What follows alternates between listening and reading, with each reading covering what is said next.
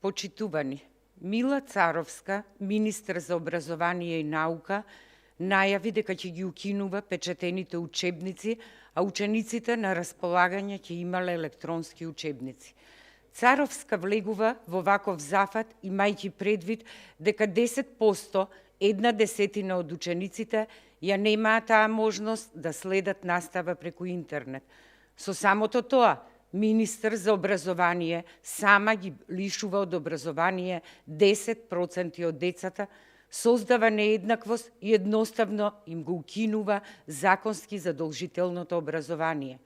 Имајќи предвид дека вкупната бројка на ученици во Македонија е околу 250.000, бројот на овие ученици, кои што Царовска и сега ги исклучува од образование, во бројка изнесува околу 25.000 ученици.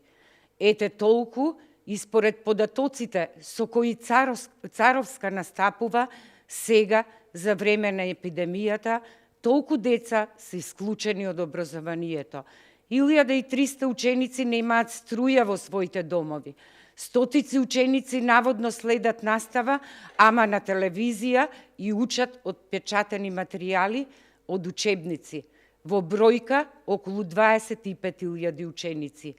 И ним министерката од следната година им ги зема учебниците од раце. Тие ќе бидат дискриминирани. Ја подсетуваме Царовска дека година и половина не успеа за нив, за неа само 10% ученици да обезбеди електронски уреди и интернет, па и струја. Како и секогаш, Царовска вината и обврските ги префрла на други, така и сега вели училиштата ќе обезбеделе и таблет библиотеки или ќе печателе, принтале учебници. А училиштата се под општините.